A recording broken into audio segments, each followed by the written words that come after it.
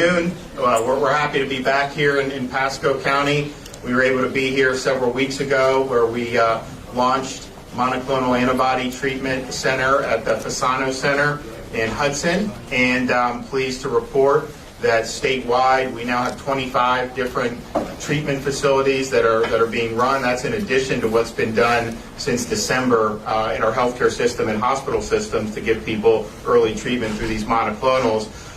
We've done almost over 70,000 Floridians have received treatment, and since that time we've seen admissions, daily admissions to hospitals for COVID decline by nearly 40%. We've also seen a large decline in the overall COVID positive hospital census, including 15 straight days of declining census. And today's report was one of the biggest declines we've seen for the entire calendar year. We also seen a big decline in the ED visits for COVID-like illnesses. And so we think the message that COVID is a treatable illness, there's early treatment options that have been proven to work, and that if you avail yourselves of that, particularly if you're somebody in a high-risk category that is susceptible to severe illness from COVID, if you do that, it really does make a difference, and it has made a difference for many, many people throughout the state of Florida. Look, at the end of the day, early treatment saves lives. If you have folks who are infected with COVID, able to get treatment early with the monoclonal antibodies, we're using the Regeneron. There's also sotrovimab with GlaxoSmithKline that's starting to get out into the market a little bit more. But we've seen good success. The key is to get it early. Once somebody progresses to intensive care, this antibody treatment at that time, the success is going to be a lot less. It's very successful if you do it early, and so we're happy that people have been able to do it. What we saw, even though this is something that got emergency use in December of 2020, their story. So we are pleased to see the really sharp declines that we're seeing with hospitalizations. And at the end of the day, that's really what this is about. Keeping people out of the hospital, resolving this illness prior to the need to needing to go and get that type of care. Obviously, if you're not even sick enough to get admitted to the hospital, you're going to survive and recover, which is great. And so saving lives, keeping people out of the hospital, that also is good for, of course, the patient. You don't want to be there, but then it also helps relieve a lot of the burdens on the hospital system. A lot of the staff stretched very thin throughout the pandemic, but particularly when you have a surge of patients for COVID. So it's good in that respect. And that is just good for folks. Obviously, if you have a real severe outcome that can be avoided, that's the most important. But even folks who would not, maybe they wouldn't have progressed to, say, the ICU if they hadn't got this. But I'll tell you, people will get it, and it'll get resolved relatively quickly and allows them to get back. So if you think about it, you have like mothers that got to take care of kids. You've got people, that have jobs, people that run businesses, all these different things. So it's really assisted in the recovery and helped get people back on their feet as well. So that's also something that's very, very important. So statewide, we've done 13 million people have been vaccinated. Over 70,000 people just through our sites have been given the monoclonal antibodies. Of course, many more have gotten it through the hospital system. We have 25 sites operating, and we're doing between 4,000 and 4,500 treatments every day on average across those 25 sites. Now, not every site performs at the same level. Some of it's based on demand. As we've increased awareness, the numbers have gone up, but then we also seeing a little bit of a tapering because the infections have gone down, which is also a good thing. So, on the one hand, we want people showing up at these things if they're COVID positive because it can help them. On the other hand, if we start to see a decline, if there's awareness that this is out there and we see a decline of people going, that'll be a sign that people don't need it because they're not getting infected at the same levels. And so we want to keep that trend going as well. So we're glad to have, I think this has been very good for Pasco, and I know it's serviced other folks. I know you guys got people from Hernando and Citrus that have come, and that's great as well. So we think the Fasano Center site has been very, very good. Again, I think it's done 4,000 treatments just on that site alone over the course, and it is open 7 days a week. If you want more information about the locations, you can go to floridahealthcovid19.gov. In this kind of Tampa Bay region, we have Pasco, We have one in Clearwater, Pinellas County. We have one in Hillsborough. We have one in Manatee, and we have one in Polk County. So there's a lot of different options for folks who live in this region. So you can find that and look. And then if you want to make an appointment, go to patientportalfl.com. Just like we did with vaccines, you can make an appointment to go to a vaccine site. You can now go and do this at patientportalfl.com. And again, the target audience for this are people that are at higher risk for severe illness from COVID. So elderly folks, folks that are overweight, folks that have kidney problems, cardiovascular issues, lung conditions. Those are folks who, if given this treatment, will have a better opportunity to resolve it. And basically what it's doing is your body naturally will produce antibodies to fight off pathogens. Most people who get COVID are able to fight it off, short of needing to go to the hospital, fortunately. But not everyone's able to produce the antibodies necessary. So this is just an antibody cocktail, gets in your system, and it starts fighting on your behalf. And that's something that's really, really good and can be really, really helpful. So we're going to hear from some folks here. So Ben Burch is going to come up. He's a K-9 sergeant and SWAT team leader at the Pasco County Sheriff's Office. So he's going to talk about his treatment and what it meant to him. Thanks, sir. Yep. My name's Ben Burch. Started experiencing symptoms on a Sunday. Received a positive test going into Tuesday morning. Was fluctuating between a high 101, low 102 fever, body aches. Couldn't move. The wife told me I'd slept more since she'd known me in college, which is a weird thing for us.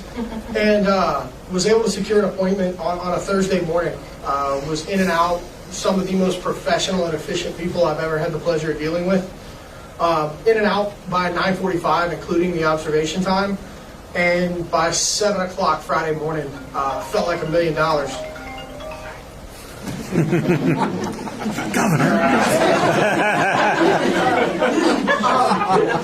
We've run late today. I think it's probably the First Lady wondering where I'm at. I'm not getting in the middle of that. It was able to help me bounce back. I was then able to test negative the following Sunday and was back to work by the following Tuesday.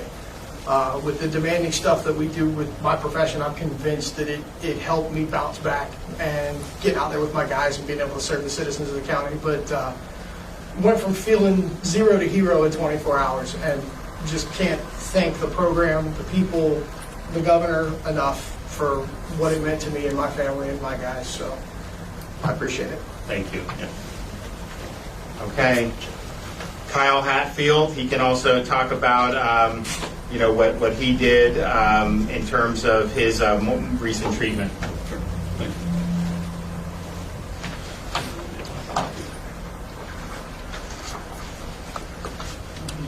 Good afternoon. I'm happy to be able to speak with you all today because it seems that the Regeneron monoclonal antibody treatment is something that many people still are not aware of or are hesitant to get.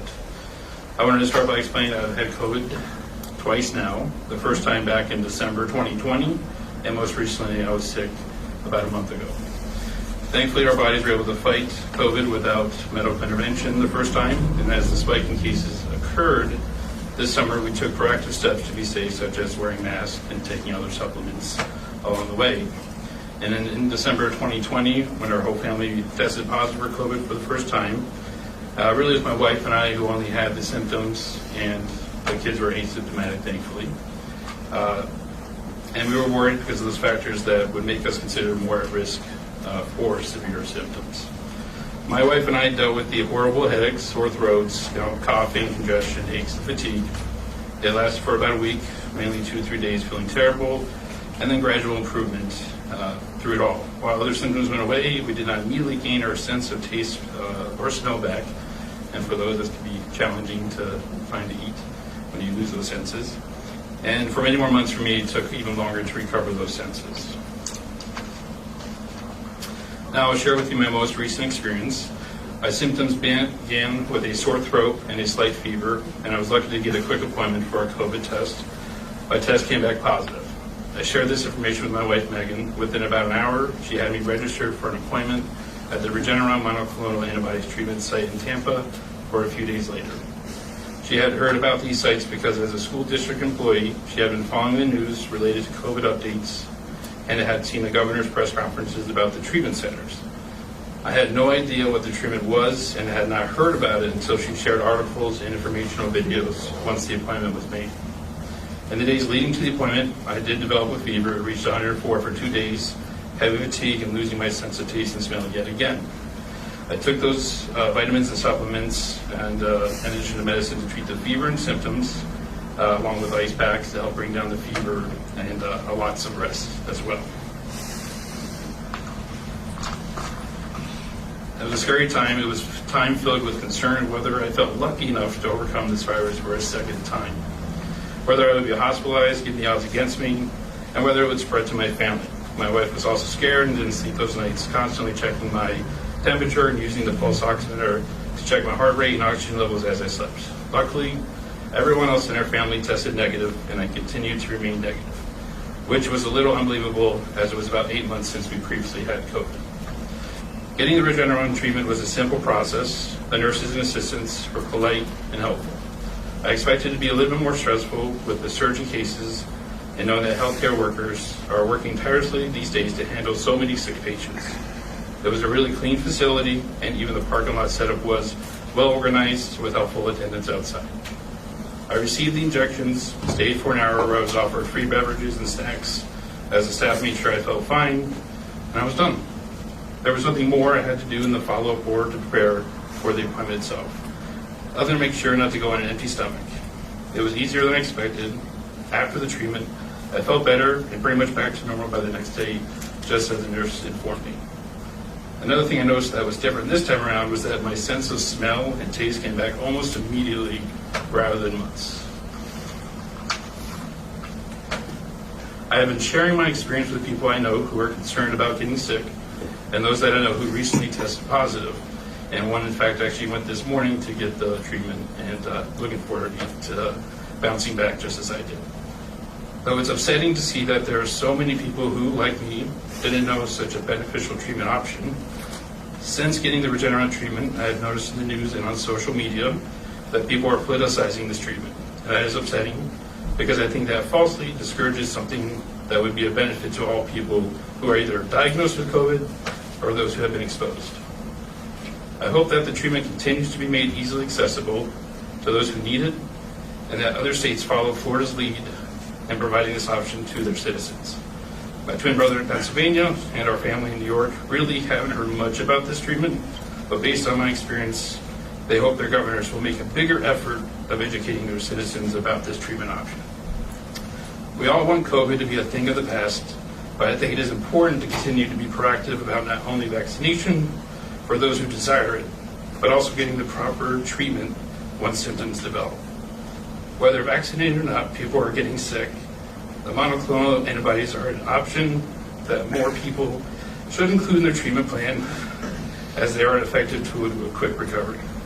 Thank you, Governor DeSantis, for your work to make this option so easily accessible to Floridians who need it, and I hope that by sharing my experience, more people will look into this and get well soon. Thank you.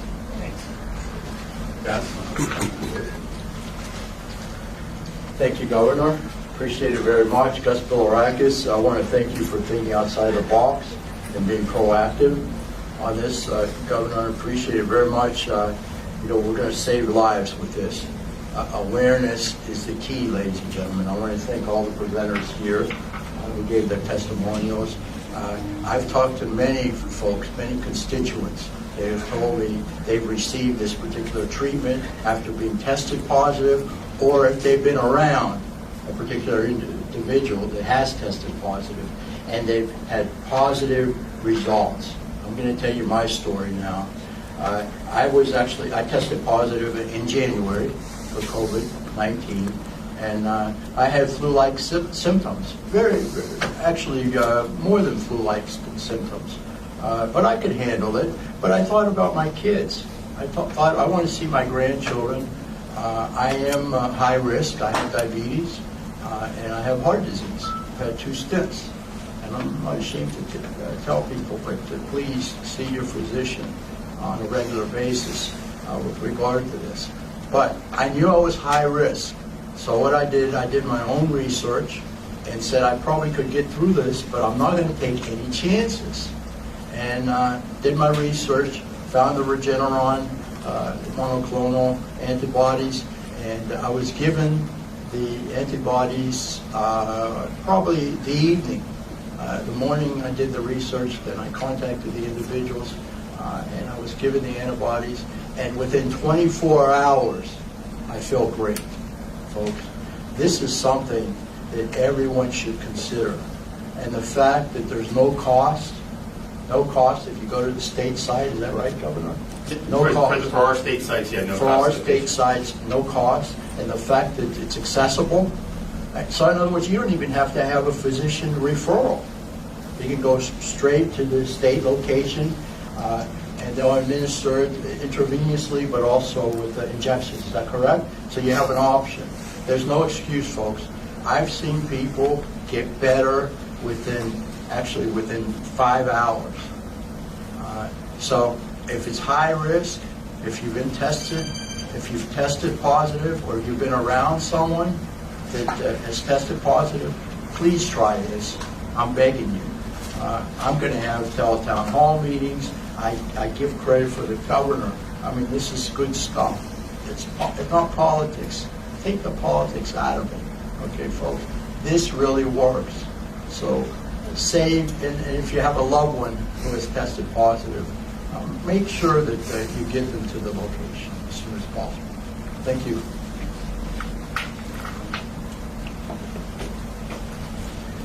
I just want to say thanks to the governor for bringing this treatment to Pasco County early.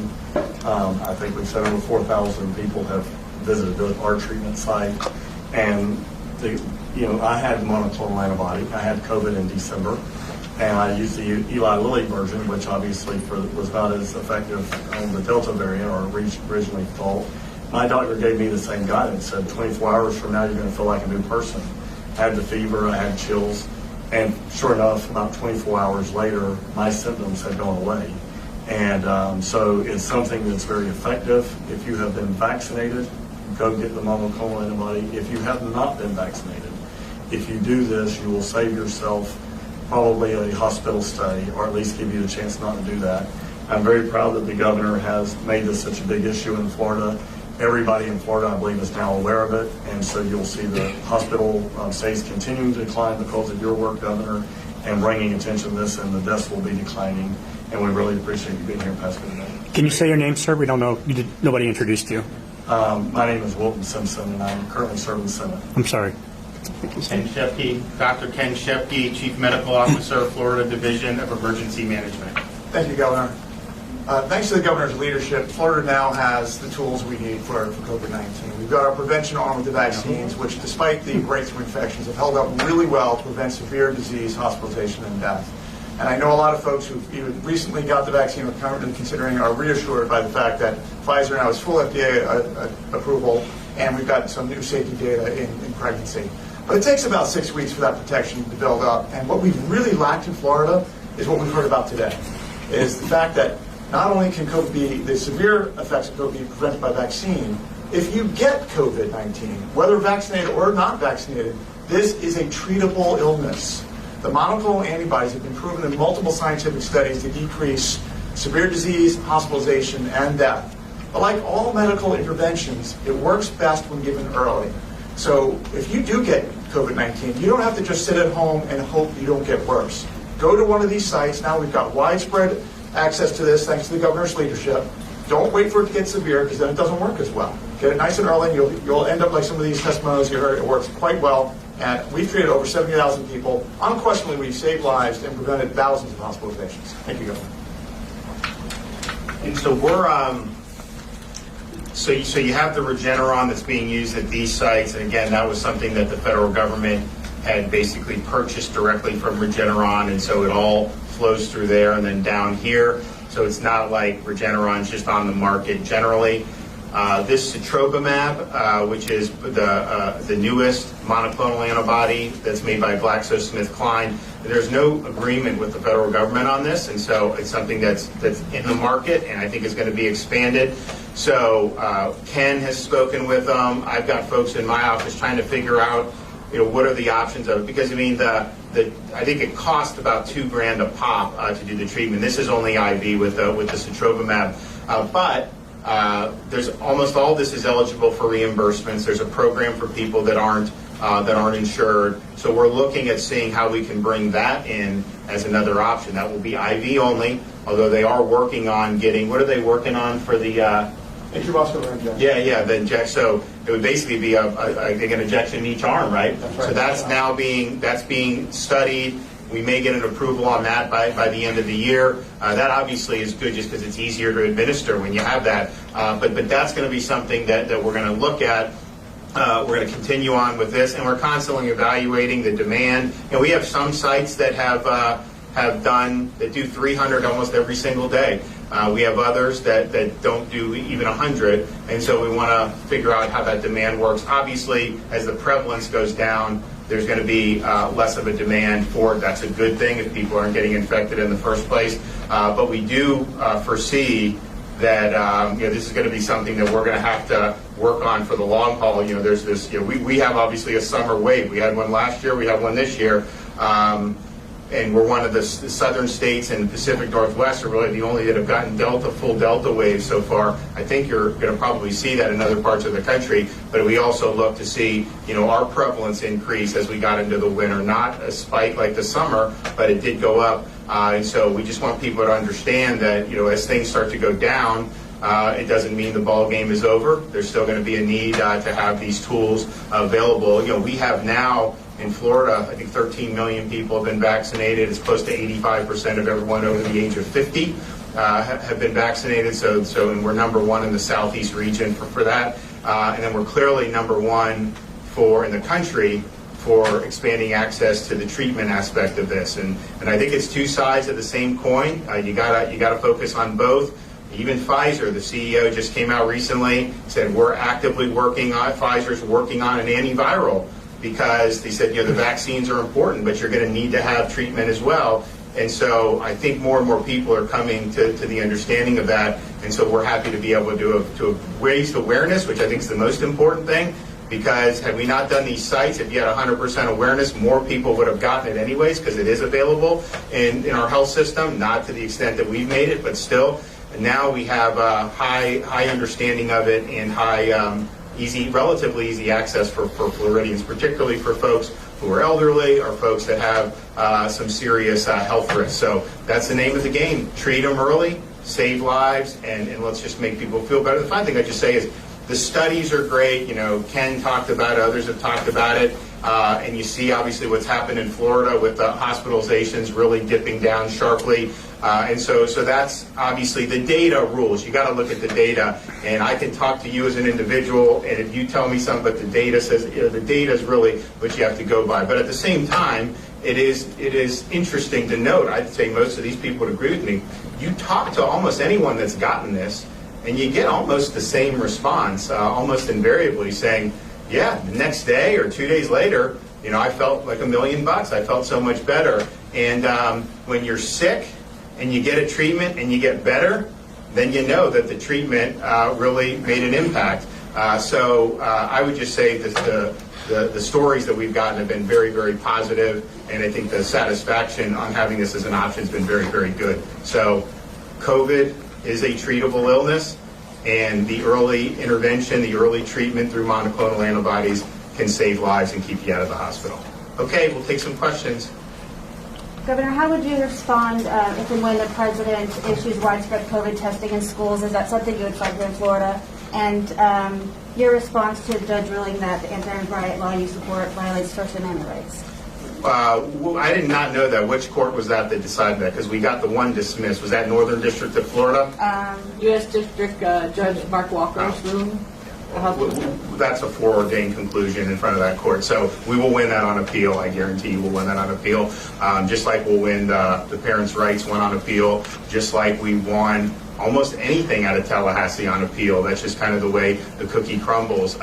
So we're not in terms of schools, the federal government doesn't have the power to force schools to do any of that. They can recommend, but I would point out, look at the CDC recommendations for schools and look at how that came into being. that was not based on medical science. That was based on lobbying for the teachers union. We know that because we now have the emails where it showed CDC was going to proceed on one area. The union threatened to fight them politically, and so then they changed and said everybody should be forced to mask regardless of immunity, vaccination status, or age. And so some of this, I think, is more politics. I could say the one thing that I'm concerned about is them trying to force mandates on individuals and businesses. How could we get to the point in the country where you would want to have someone lose their job because of their choice about the vaccine or not? I mean, look, some folks have reasons to do. Maybe they're making the wrong decision, but to put them out of work and send them and not let them earn a living because of this, I just think that that's fundamentally wrong. And I think that the more and more this has become coercive, where people have threatened mandates and firing and business consequences, the more it does that, I think the more people it alienates. I don't think it actually helps to get more people to ultimately do it. But I do not believe that people should lose their jobs over this issue. And we will fight that. And if they try to do that through a rule like the Department of Labor, I don't think they have the legal authority to do that. But we obviously would want to support protections for people who are just trying to earn a living. You kind of answered my question, but President Biden did come out while you were traveling here saying that, number one, he's going to mandate vaccines for federal workers without a test option, and also he's going to ask the Department of Labor to seek large employers, I think over 100 people, to mandate vaccines. So on the federal, on both of the mandates, one of the huge problems with it on a scientific basis is they are not recognizing protection conferred through natural infection, the immunity that you get. This is like a rare case where people are previously infected and they have symptomatic illness. It's a very rare thing. The protection's very strong. And so the idea that somebody that has recovered from COVID has less protection than somebody that's, say, taken the Pfizer, Israel did a study and said that's actually, the infection control immunity is stronger. Again, none of this is 100%, but it's very strong. So they don't recognize that, and I think that that's not following the science. And then I also think they don't have the authority to impose that on private employers or on private employees. I don't think they should impose it on any employees. Maybe they have authority with the federal workers, I don't know. It's also the case, you have some of this that's been tried and it's backfired. The people that have had the higher vaccination rates in businesses have been ones that have had programs where they're educating people, where they're providing them all the information, showing some of the consequences. What I try to do is not lecture anyone. What I try to do is say, here's what we've seen in Florida. The people that have been admitted to the hospital this summer are overwhelmingly not vaccinated. Now, there have been vaccinated people, but, I mean, it's 4 to 1. Hospitalization in Florida, those are over 50, 85% of them are vaccinated. So you're talking about a relatively small slice of the population that is leading to a lot of these hospitalizations. So we put that out there for folks, let them know kind of this is what we're seeing. But I think forcing this and coercing people, I don't think is the right decision. So I'd imagine that you're going to see a lot of activity in the courts. If they try to do that through an executive action. I mean, Congress has never legislated this. This would just be him doing it on his own, and that's not, I think, the way to do it. But it's surprising that given the numbers we've seen now in Florida with this downward trend, that this early treatment wasn't part of the 6-point plan. Because I think that this is something that clearly there was a deficit of knowledge of. The federal government had not promoted this in any meaningful way for this whole year. Here we have now done it, and people can talk about how they've done. I mean, when we first did the site in Jacksonville a month ago, there was a lady that went in and she was almost passed out on the floor. Someone took a photo, it went viral. She got the Regeneron, and like 48 hours later, she was in good shape. So this has really had a positive impact on a lot of people, and the treatment aspect of this, I think, has been neglected. We've obviously tried to fill that void here, but man, going into, as we get into the fall and winter, you start to see these Delta waves in some other parts of the country. they should have these treatment centers set up and ready to go. You know, we had hoped that once you reach a certain level of vaccination, that it basically would just be like herd immunity. You wouldn't see surges. I mean, Fauci said if you have 50%, you wouldn't see surges anymore. That's obviously not the case. I mean, in Israel, they're having a major surge. You have other places that have had vaccinations. So we just have to understand that and say, okay, the vaccination is going to reduce the likelihood you end up in the hospital, provide you protection against severe illness, but clearly you're still seeing this thing spread in these waves. Now we're going down, which is great here, but as you start to see waves take off in other places, or if we see another wave take off in other places, we want people to know that you got an option right here to be able to actually treat yourself, to get treatment for this, and that it is in fact a treatable illness. And the average person, prior to us doing this, I think just believe that you get COVID, you go home, and you hope you don't get deathly ill. And if that happens, then fine. But if you do get really ill, you end up in the hospital, probably in the ICU, and potentially even the worst could happen.